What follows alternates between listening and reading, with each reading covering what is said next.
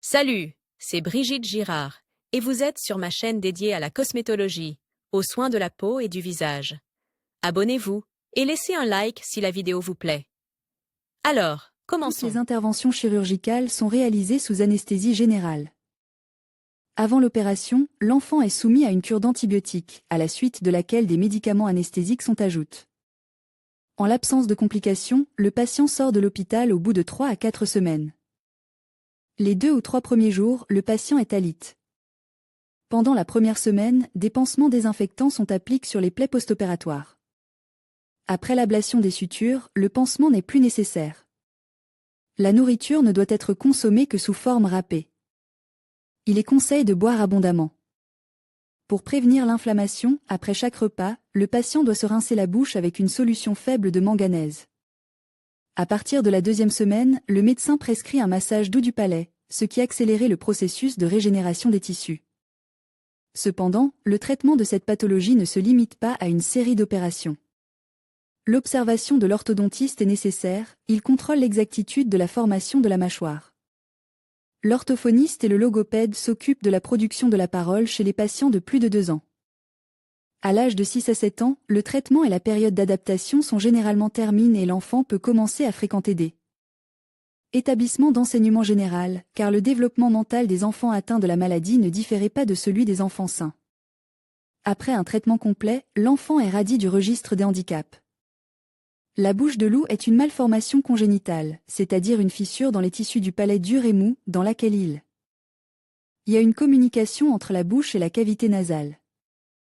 Les enfants naissent avec cette malformation ont des difficultés à respirer et à manger de manière autonome dès la naissance. Ils ont un retard de développement physique, une mauvaise prise de poids, sont souvent malades et, à un âge plus avancé, souffrent de troubles de l'élocution, rhinolalie. La fente palatine, bouche de loup, est corrigée chirurgicalement par des interventions reconstructives, uranoplastie, velopharyngoplastie, suivie d'une rééducation orthopédique, orthophonique et physiothérapeutique. Préparation à l'opération. L'étape préliminaire à la correction chirurgicale est très importante, car elle sera effectuée sur un petit enfant. Par conséquent, l'élément principal de la préparation est un examen consistant en des tests cliniques généraux, sang et urine, biochimie, coagulation.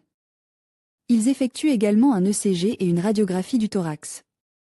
Une étude obligatoire est un scanner ou une IRM de la zone concernée, un examen par un otorhinolaryngologiste, un dentiste et, immédiatement avant l'opération, un examen par un anesthésiste. Un autre test important est un test de karyotype. Il s'agit d'une étude qui établit la présence ou l'absence d'anomalies chromosomiques. Pendant les 2 semaines précédant l'opération, le patient doit renoncer aux anticoagulants. À un stade plus précoce de la préparation, les parents doivent s'assurer que l'enfant se développe normalement sur le plan physique, qu'il prend du poids. Anatomie de la zone affectée. Examinons brièvement quels sont les tissus touchés par la lèvre de lièvre. Cela permettra de mieux comprendre l'ampleur du travail que le chirurgien devra effectuer. La lèvre est une formation complexe de peau et de muscles. La couche externe se compose de 3 parties, la peau, qui contient des glandes muqueuses et sudoripares, la peau passe à la partie intermédiaire, qui a une structure légèrement différente et est riche en vaisseaux sanguins, d'où sa couleur rouge, la partie intermédiaire passe dans la muqueuse, qui est en contact direct avec les dents. Sous la couche externe dermomuqueuse se trouve une couche lâche de tissu conjonctif, sous laquelle se trouve le muscle circulaire de la bouche et plusieurs autres muscles. Sous la lèvre se trouvent les gencives, une membrane muqueuse qui recouvre l'os de la mâchoire supérieure et inférieure. La mâchoire inférieure est un os solide. Elle se compose du corps, qui contient des cellules pour les dents, et des ramifications qui sont reliées au crâne. La mâchoire supérieure est plus complexe, non seulement elle possède des cellules pour les dents, mais cet os se prolonge au-dessus et forme l'entrée de la cavité nasale ainsi que le sinus maxillaire. D'où vient le bec de lièvre? Vous comprendrez mieux comment se forment les malformations faciales si vous considérez comment un embryon multicellulaire est fabriqué à partir d'une cellule maternelle et d'une cellule paternelle, et comment il acquiert un visage. Ainsi, après la fusion d'une cellule œuf et d'une cellule mâle, une seule cellule est formée, qui commence à se diviser en 2, puis 4 et plus cellules, toutes identiques. Au début de la division, les cellules deviennent de plus en plus petites, mais après un certain temps, le volume de l'embryon commence à augmenter. Au bout d'un certain temps, alors que la masse cellulaire augmente, un autre événement important se produit, les cellules qui composent le corps de l'être humain en développement deviennent différentes. Elles forment 3 couches, interne, endoderme, à partir des cellules duquel se forment plus tard les intestins, le foie, les poumons. Le pancréas, externe, ectoderme, qui donne naissance à la peau, aux ongles, aux cheveux, au système nerveux et aux organes sensoriels. Le mésoderme moyen, à partir duquel se développent les muscles, les os, les vaisseaux sanguins, le cœur, les organes sexuels et les reins. Au cours de la 2e semaine de vie, une échancrure, la bouche primaire, se forme entre le cerveau en formation et la zone à partir de laquelle le cœur se formera. Elle est reliée à une cavité de l'endoderme appelée intestin primaire. C'est ainsi que se forme le canal alimentaire. À la 4e semaine, des indentations longitudinales, les arcs branchiaux apparaissent d'un côté et de l'autre de l'embouchure primaire. Elles apparaissent en 4 morceaux de chaque côte et se creusent pour donner naissance à des structures semblables à des tubercules. Les extrémités antérieures des arcs branchiaux I et II se bifurquent, formant plusieurs excroissances ressemblant à des pétales. À partir du premier arc branchial, qui donne naissance à l'ensemble de la face, il y en a 5, une apophyse nasolabiale, 2 maxillaires, 2 mandibulaires. Entre les processus nasolabial et maxillaire, il y a une fente où se trouveront plus tard les orbites. L'espace entre les branches maxillaires et mandibulaires forme la bouche et, lorsqu'elles se rejoignent sur les côtes, les joues. Le tiers antérieur du pavillon de l'oreille sera également formé à partir d'un arc branchial. Les premiers à se rapprocher sont les pétales, frontaux et maxillaires, puis les joues, les mâchoires supérieures et inférieures. Se forment, à partir de l'ectoderme se forme la peau, les muqueuses, les glandes salivaires, l'hymen dentaire, à partir du mésoderme. Les os et les muscles de la face, les parties internes des dents. Si la fusion des excroissances ne se produit pas, ce qui peut arriver en un ou plusieurs endroits, le visage est modifié. La gravité de cette modification varie d'une petite fente sur la lèvre supérieure à un visage complètement défiguré. À partir de la 4e semaine et jusqu'à la fin de la 8e semaine de développement intra-utérin, les excroissances susmentionnées devraient fusionner, mais leur fusion complète a lieu jusqu'à la 11e semaine incluse. Il s'avère qu'entre la 2e et la 11e semaine, le fœtus est extrêmement sensible aux facteurs dommageables qui peuvent l'affecter par l'intermédiaire de la mère. Et plus le facteur nuisible agit tôt, plus la malformation sera grave. Mais le facteur nuisible n'entraîne la formation d'une malformation que s'il agit avant la fin de la formation du visage. La période de 3 à 6 semaines est considérée comme la plus dangereuse pour le visage, et c'est justement à ce moment-là que la future mère ne sait généralement pas qu'elle est enceinte, continuant à mener une vie normale en fumant, en buvant de l'alcool ou en consommant des drogues de façon habituelle.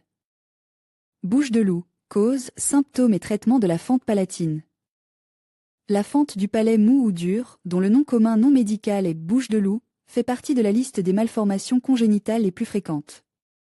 Le problème physiologique de cette malformation est que l'absence de frontière entre les cavités nasales et buccales de l'enfant entraîne des troubles de la déglutition, de la succion et de la fonction respiratoire.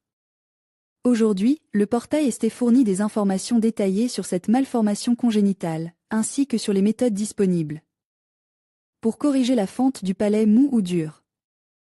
Type de gueule de loup. La médecine moderne ne distingue que 2 types de gueule de loup, fente complète du palais mou et du palais dur, la fente du palais mou uniquement. Les enfants atteints d'une fente du palais mou respirent plus facilement, mais ils ne peuvent toujours pas avaler et sucer sans dispositif spéciaux, car les aliments pénètrent dans la cavité nasale par la fente. Cause de la bouche de loup. Parmi les causes de cette malformation, on distingue l'hérédité. S'il y a déjà un enfant atteint d'une telle malformation dans la famille, la probabilité qu'elle se manifeste chez l'enfant suivant est multipliée par 7. Le tabagisme pendant la grossesse. Les scientifiques ont prouvé que chez les femmes qui fument jusqu'à 10 cigarettes par jour, le risque de bouche de loup chez le fœtus augmente de 40%. Si le nombre de cigarettes fumées atteint 20 par jour, la probabilité de l'anomalie passe à 80%. La consommation de boissons alcoolisées au cours du premier trimestre de la grossesse. La consommation de boissons alcoolisées au cours du premier trimestre de la grossesse peut entraîner des problèmes supplémentaires au niveau du développement mental et physique de l'enfant. Manque d'acide folique dans l'organisme de la mère. Obésité de degré de 3. Traumatisme physique et mental chez la femme enceinte. L'utilisation de substances narcotiques affecte négativement le développement général du fœtus et peut entraîner l'apparition de nombreuses pathologies. Problèmes associés sur fond de fente palatine. Les premiers problèmes liés à la bouche du loup chez l'enfant surviennent au moment de l'accouchement. Par la fente, le liquide amniotique peut pénétrer dans les voies respiratoires, de là, dans les poumons. De ce fait, l'enfant peut développer une pneumonie d'aspiration. Les enfants atteints de cette malformation ont du mal à respirer, et il leur est tout simplement impossible d'avaler et de téter sans un obturateur spécial qui ferme la fente. Par conséquent, ces enfants ne prennent pas bien du poids et ont souvent un retard de développement physique. La fente entre les cavités nasales et buccales ne permet pas à l'air de se dégager et de se réchauffer normalement. Cela entraîne des maladies respiratoires fréquentes. Chez l'enfant, la fente du palais dur entraîne une mauvaise formation de la rangée de dents et de l'occlusion, et la violation du palais mou provoque des problèmes d'élocution. Diagnostic et traitement de la fente palatine. La détection d'une telle anomalie congénitale est possible à l'aide d'un appareil à ultrason dès la 14e semaine de grossesse. Toutefois, dans certains cas, la fente n'est détectée qu'après la naissance de l'enfant, en raison de sa petite taille. La chirurgie plastique moderne permet de traiter efficacement la bouche de loup. Ainsi, si la fente ne concerne que le palais mou, une intervention chirurgicale est possible à partir de l'âge de 8 mois environ. S'il s'agit d'une fente complète du palais mou et du palais dur, il est recommandé de procéder à une intervention chirurgicale plutôt à l'âge de 2 ans. Avant de procéder à la chirurgie plastique pour corriger le palais, on insérait à l'enfant un obturateur spécial, qui lui permet de manger normalement et d'apprendre à parler. Le traitement complet de la bouche d'un loup comprend de 2 à 7 opérations de chirurgie plastique. En plus de la chirurgie plastique directe, l'enfant aura besoin de l'aide des spécialistes suivants: orthodontiste, dentiste, neurologue, otorhinolaryngologiste, orthophoniste, un psychologue pour enfants. En plus de l'aide des spécialistes, les parents doivent s'entraîner avec l'enfant à la maison pour qu'il s'exprime correctement. Le traitement doit être achevé avant l'âge de 6 à 7 ans, c'est-à-dire avant que l'enfant n'aille à l'école. Les enfants qui ont subi une chirurgie plastique et une rééducation peuvent mener une vie normale à l'avenir, à condition qu'ils ne souffrent pas d'autres maladies. La chirurgie plastique a aujourd'hui atteint un tel niveau qu'elle permet aux spécialistes de modeler littéralement le contour souhaité du visage et du corps. VIP Virtual Plastic Surgery est une nouvelle tendance en matière de chirurgie plastique, née à la frontière de l'art et des technologies 3D. Traitement. Le traitement s'effectue par une intervention chirurgicale. L'intégrité du palais supérieur et de la lèvre, le processus alvéolaire est repris de manière opératoire, le palais mou est allonge. Le pharynx moyen est rétréci et les muscles du palais sont réunis en position. Une étape préopératoire importante consiste à habituer le bébé à se nourrir à la cuillère, car la succion après l'opération peut provoquer de fortes sensations douloureuses chez l'enfant et ralentir ou entraver la cicatrisation de la plaie post-opératoire et contribuer à l'apparition de cicatrices rugueuses et de cicatrices. L'éducation de votre bébé doit être faite à l'avance, car il ne sera pas possible de le réapprendre rapidement. La réussite du traitement de la bouche de loup nécessitait une assistance médicale à l'enfant dans différents domaines: thérapie, orthodontie, neurologie, otorhinolaryngologie, autres profils.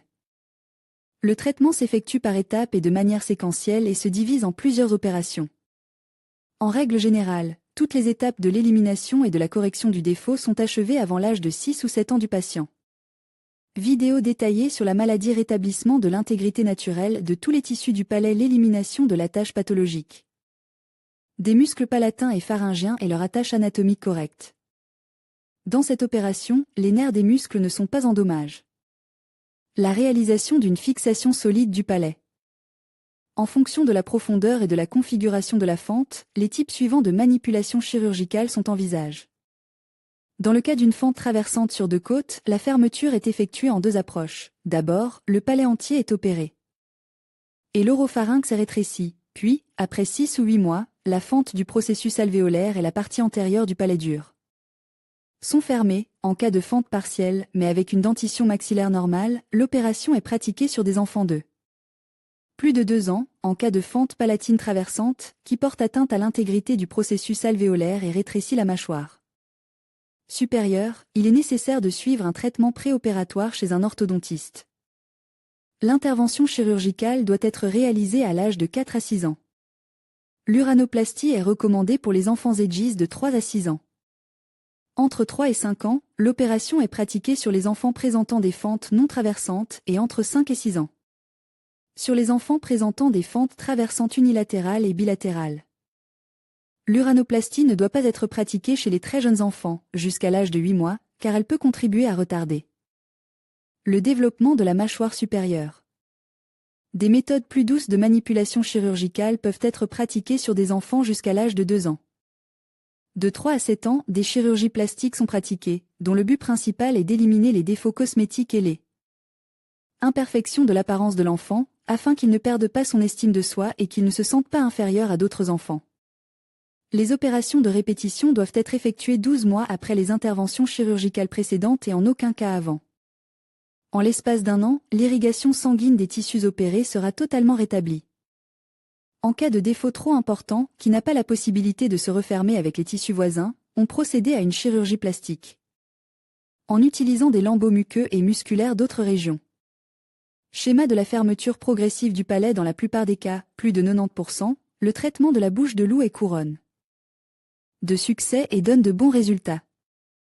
La fente est fermée, ce qui empêchait le développement de maladies respiratoires, de troubles de l'audition et de l'élocution, et aide également à faire face aux complexes psychologiques et au traumatisme. Une fois la fente éliminée, l'enfant est radié du registre des incapacités. Traitement de la gueule de loup chez l'enfant. Le diagnostic de la pathologie dans ce cas n'est pas difficile, dans la plupart des cas, les parents en ont connaissance pendant la grossesse, et le diagnostic est officiellement posé par un néonatologiste lors du premier examen du nouveau-né. Le traitement de la bouche de loup chez l'enfant implique une intervention chirurgicale. Le bébé subira plusieurs opérations, au cours desquelles le palais mou est allonge, l'intégrité de la lèvre, du processus alvéolaire et du palais mou est renouvelée, la section médiane du pharynx est rétrécie. L'élimination complète de l'anomalie prend plusieurs années, dans 90 cas sur 100, le processus est achevé à l'âge de 6 à 7 ans.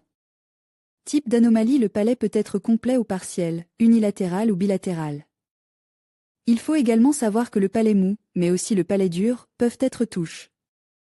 En fonction du type d'anomalie, une méthode de traitement spécifique est choisie. Dans le cas des fentes bilatérales, le palais est d'abord opéré et le pharynx rétréci, puis la fente alvéolaire est refermée et le palais dur restaure.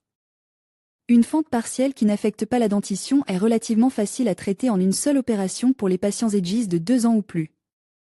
Une fente transversale avec rétrécissement de la mâchoire supérieure et atteinte à l'intégrité du processus alvéolaire nécessitait un traitement par un orthodontiste et, après avoir atteint l'âge de 4 à 6 ans, une intervention chirurgicale. La dernière étape du traitement de la bouche du loup est la chirurgie plastique, qui vise à éliminer le défaut esthétique. Réhabilitation de l'enfant après le traitement étant donné que le processus de traitement de la gueule de loup est considérablement allonge dans le temps, le jeune patient a besoin de conditions spéciales. Certains exercices aident à restaurer le palais. Des visites régulières chez l'orthodontiste permettent de contrôler la situation. Un orthophoniste et un logopède aideront à éliminer les problèmes de développement général et de développement de la parole. Les patients atteints de la bouche de loup congénitale doivent être suivis en permanence par un otorhinolaryngologiste. En outre, un jeune patient et ses parents ont souvent besoin du soutien d'un psychologue. Le spécialiste les aidera à faire face à la charge émotionnelle et à adopter une attitude positive. Il faut savoir que la médecine moderne est capable d'éliminer complètement la bouche de loup chez un enfant. Une fois le traitement termine, le bébé peut mener une vie normale et ne différer pratiquement pas de ses camarades. Traitement. Naturellement, la difficulté de la correction dépend directement de la gravité de l'anomalie. Et il est tout simplement nécessaire de la corriger, car les jeunes enfants souffrant de chélochisie ont des difficultés à sucer et à avaler le lait, et à l'avenir, il peut y avoir un problème d'élocution. Des anomalies dans le développement de la mâchoire supérieure entraînent l'absence de certaines dents ou leur croissance dans un mauvais angle. L'élocution de ces enfants est saccadée et nasale, et ils ont des difficultés à prononcer certaines voyelles. Il est donc évident que la malformation congénitale doit être corrigée. Cela se fait par une opération appelée chéloplastie. En cas de lésion plus profonde, lorsque le nez et le palais sont touches, une rhinocheloplastie ou une rhinochélognatoplastie est nécessaire. Il est préférable de commencer le traitement chirurgical à l'âge de 3 à 6 mois. Toutefois, en cas de lésion profonde, si l'état de l'enfant n'est par ailleurs pas alarmant et qu'aucune autre maladie n'est détectée, il est possible de commencer le traitement dès les premières semaines de vie de l'enfant. Dans tous les cas, plus le traitement est commence tôt, plus il y a de chances que le développement ultérieur de la lèvre et du nez se fasse avec le moins d'écart possible par rapport à la norme. Le traitement du chéloschisie est uniquement opératoire et se déroule en plusieurs étapes. Il s'agit de corriger le défaut de la structure de la mâchoire et de la lèvre, en rétablissant leur intégrité, de corriger le palais, le nez et d'autres défauts du visage. Toutes les opérations visant à corriger les défauts doivent être effectuées avant l'âge de 3 ans, lorsque l'enfant commence à parler. La chirurgie plastique reconstructive maxillofaciale est actuellement en mesure d'aider les enfants souffrant d'un bec de lièvre. Le traitement ultérieur consistera en des consultations avec un orthophoniste, un otorhinolaryngologiste et, très probablement, une chirurgie plastique pour enlever la cicatrice sur la lèvre. Il ne sera pas superflu de consulter un psychologue avec l'enfant. Dans tous les cas, le problème du bec de lièvre est plus ou moins résoluble, mais il vaut mieux essayer de faire tout ce qui est possible pour l'éviter. Le risque de donner naissance à un enfant atteint de chéloschisie peut être réduit à 0 si l'on est attentif à tous les facteurs qui provoquent la formation de l'anomalie. Si la grossesse est planifiée, il est beaucoup plus facile d'y parvenir. Il est nécessaire de se soumettre à des examens pour détecter les maladies, de ne pas oublier les vitamines B et l'acide folique et, bien sûr, de mener une vie saine, en excluant le tabagisme et l'abus d'alcool. Adopter un travail moins dangereux. La santé de votre enfant et le bien-être de votre famille sont entre vos mains. Personne d'autre que vous ne peut rendre votre bébé et vos proches heureux. Traitement. La fente labiale congénitale est traitée par une, voire plusieurs chirurgies plastiques, en fonction des caractéristiques de chaque variante de l'anomalie. La correction chirurgicale de la fente labiale congénitale est pratiquée sur les enfants nés à terme et ne présentant aucune contre-indication, traumatisme à la naissance, malformation congénitale des organes vitaux, maladies acquises, etc. Le traitement opératoire du bec de lièvre est réalisé de préférence à l'âge de 3 à 6 mois. Dans le cas d'une malformation plus sévère, il est acceptable dans les premiers jours ou mois de vie de l'enfant, à condition que la prise de poids soit suffisante, qu'il n'y ait pas d'anémie, de pathologie des systèmes cardiovasculaires, digestifs, nerveux et endocriniens. Au total, il existe 3 types de chirurgie plastique visant à corriger ce problème. Héloplastie, ce type de traitement est le plus simple, car il ne nécessitait pas la correction d'autres tissus. Pendant la période de cicatrisation des sutures, un coton-tige est inséré dans le nez afin d'éviter toute fusion des tissus. Les points de suture sont généralement retirés 10 jours après l'opération. La rhinocheloplastie est un type de traitement chirurgical plus sévère, lorsqu'en plus du résultat esthétique, il est nécessaire d'obtenir un confort fonctionnel.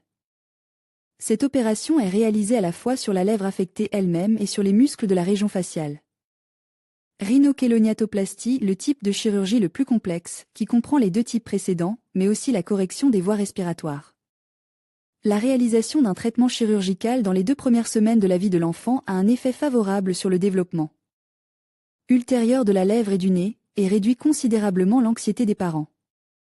Il faut toutefois garder à l'esprit qu'à cet âge, les dimensions anatomiques de la lèvre sont encore trop petites, que certaines de ces fonctions sont imparfaites et que la propension à la perte de sang est fortement accrue. L'élimination chirurgicale de la fente labiale permet de restaurer son intégrité et sa structure anatomique, de corriger les déformations du nez, du palais et d'autres défauts du visage. La correction de la fente labiale devrait être achevée à l'âge de 3 ans, lorsque la parole commence à se former. Par la suite, on procédait à une rééducation orthophonique, qui vise à éliminer les défauts d'élocution, ainsi qu'à un traitement cosmétique pour éliminer la cicatrice post-opératoire. Les complications. Les problèmes associés à la fente palatine commencent dès les premiers instants de la vie. Pendant le travail, l'aspiration du liquide amniotique dans les voies respiratoires du bébé est probable. Les enfants atteints de cette anomalie sont extrêmement douloureux. En effet, l'air qu'ils inhalent n'est pas humidifié et réchauffe, et l'entrée d'air froid et sec dans les voies respiratoires provoque le développement de processus inflammatoires non seulement des organes respiratoires, mais aussi de l'oreille interne. Un tel enfant accuse un retard de développement, car sa respiration est difficile et la succion naturelle est impossible. Pour l'alimentation, un outil spécial est utilisé, une cuillère qui est placée sur un biberon. Outre les voies respiratoires supérieures, les organes digestifs sont affectés et l'enfant souffre de graves problèmes d'audition. Les enfants atteints de fente palatine ont des problèmes d'élocution. Celle-ci est altérée en raison du processus incorrect de formation des sons. Ce type d'élocution se caractérise par une rhinolalie ouverte. Très souvent, on observe des otites moyennes et des sinusites. L'inflammation est due au fait que les liquides et les aliments consommés par la fente pénètrent dans les sinus et les trompes d'Eustache. L'occlusion et les dents se déforment, ce qui a un effet néfaste sur le processus de mastication des aliments. Pour toutes ces raisons, cette malformation congénitale doit être corrigée le plus tôt possible. Bouche de loup. La bouche de loup, palatoschisie, est une malformation congénitale de la région maxillofaciale. Il s'agit d'une fissure entre le palais mou et le palais dur, qui entraîne des troubles de la respiration, de la nutrition et de la formation des sons. Cette malformation résulte d'un retard dans la fusion des excroissances de la mâchoire supérieure avec l'os non appari de la partie faciale du crâne, le scaphoïde. Dans le monde, 0,1% des nouveau-nés naissent avec une gueule de loup. La fente palatine peut être complète avec une fente dans le palais dur et mou ou incomplète avec un trou dans le palais. La présence d'une gueule de loup est souvent associée à une bifurcation de la luette, un processus de la partie postérieure du palais mou, résultant d'une rupture de la connexion entre les processus palatins médial et latéral et la cloison nasale. La bouche de loup est l'une des malformations congénitales les plus courantes. La formation de la fente palatine est déterminée génétiquement, en 1991, en travaillant sur les données du décodage du génome humain. Des scientifiques britanniques ont découvert le gène responsable du développement de la bouche du loup. Il s'agit d'un gène altéré. TBX22, situé sur le chromosome X. Les facteurs qui entraînent des modifications au niveau des gènes et contribuent à la formation de la malformation palatine sont les effets tératogènes sur le fœtus. À ce jour, il existe une corrélation évidente entre la formation du bec de lièvre et de la gueule de loup chez l'enfant et la dépendance de la future mère à l'alcool, au tabac et aux drogues. Le risque de formation d'une mâchoire supérieure incomplète augmente lorsque la mère est obèse et manque d'acide folique dans son alimentation. Les problèmes environnementaux de la région où vit la femme enceinte, les toxicoses et les infections aiguës, les traumatismes mentaux ou mécaniques contribuent également au développement de la bouche du loup. Au cours des 3 premiers mois de son développement, le fœtus est le plus vulnérable et le plus sensible aux effets de différents types de facteurs dommageables. C'est au cours de cette période que se produit la formation des organes maxillofaciaux. Particularité de la vie d'un enfant né avec un bec de lièvre. Si un enfant naît avec un bec de lièvre, il ne sera opéré qu'à partir d'un certain âge. Il est nécessaire de prendre soin de ce bec de lièvre au quotidien, et à cette occasion, les médecins donnent les recommandations suivantes: effectuer une toilette nasale en utilisant des cotons-tiges et de l'huile stérile. Cette dernière est nécessaire pour lubrifier les croûtes qui ne manqueront pas de se former dans la fente. Elles sont d'abord ramollies avec de l'huile, puis enlevées avec un coton-tige. La marche avec un bébé doit se faire par tous les temps. Si la température de l'air est fraîche, un bandage de gaz masque et place sur le visage de l'enfant, cela évitera l'hypothermie et la pénétration d'infections dans les voies respiratoires. L'enfant atteint de cette pathologie doit être placé de manière à ce que sa tête soit au-dessus du torse ou tournée sur le côte. Sucette avec lèvres de lièvre si l'enfant peut téter, c'est-à-dire si son réflexe de base reste dans les limites de la normale. Vous pouvez utiliser une tétine et un bec de lièvre. La tétine dissimulera parfaitement une fente labiale peu profonde, ce qui est important. Lors des promenades et des visites dans les lieux publics, les parents ne seront pas gênés par les autres, ils n'auront pas à expliquer et à raconter à tout le monde et à capter les regards intéressés. Avant l'opération, il est nécessaire de sevrer le bébé de la tétine, car il lui sera douloureux de l'utiliser, à cause des points de suture, des tissus en flammes, et cela prolongera indéfiniment la période de rééducation. Le facteur d'irritation constante fonctionnera. Particularité de l'alimentation chez le cheloschisie. Ce qu'il faut savoir sur l'alimentation d'un enfant atteint de cheloschisie. Certains enfants ayant une lèvre de lièvre prennent le sein et tètent activement, ce qui rend l'allaitement possible. Les mamans doivent veiller à ce que le haut de la fente et le nez restent ouverts afin d'éviter toute pénétration de lait.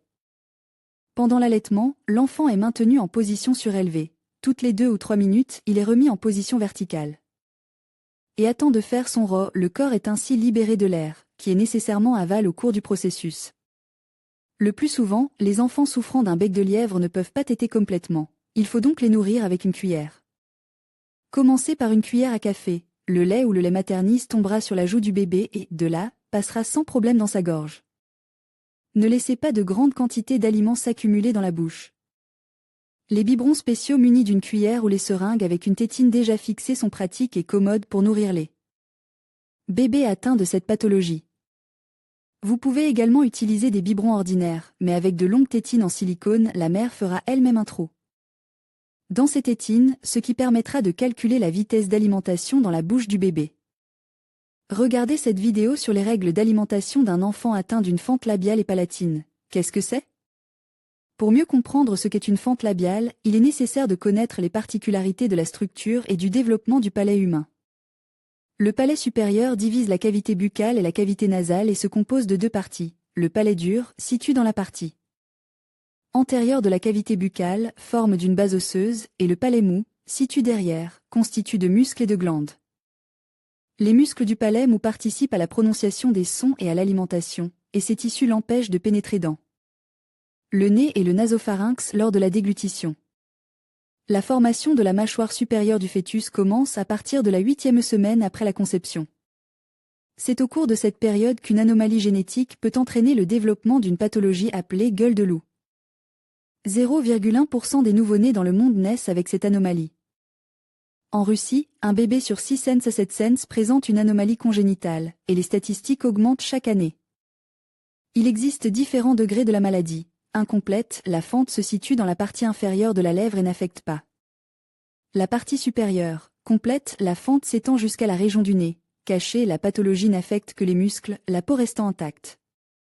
La pathologie peut être détectée par un examen échographique entre 12 et 16 semaines de grossesse. L'avortement à ce terme peut être pratique si le fœtus présente d'autres pathologies. Dans de rares cas, le diagnostic échographique échoué et l'anomalie n'est connue qu'après la naissance de l'enfant. Cause de la fente labiale. Les causes de l'apparition d'une fente labiale sont diverses, ce qui permet de les classer en plusieurs groupes. Conditions génétiques. On pense que le principal gène à l'origine de cette maladie est le TBX-22. De nombreux autres gènes peuvent également jouer un rôle, MMP3, BMP4, VAX1, PTCH1 et d'autres. Si l'un des parents est atteint d'une fente labiale, il n'y a que 7% de chances qu'il transmette la maladie à son enfant. Exposition à des produits chimiques nocifs dans le corps de la mère au cours du premier trimestre, 22,8% des cas. Il s'agit de le tabagisme, l'alcool, la toxicomanie, la prise de médicaments, anticonvulsivants, hypotenseurs, médicaments hormonaux.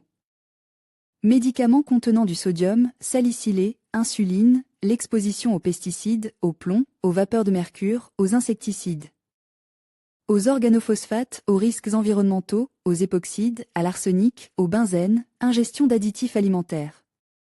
Tétrazine, cyclomate de sodium, hydrocarbures aromatiques.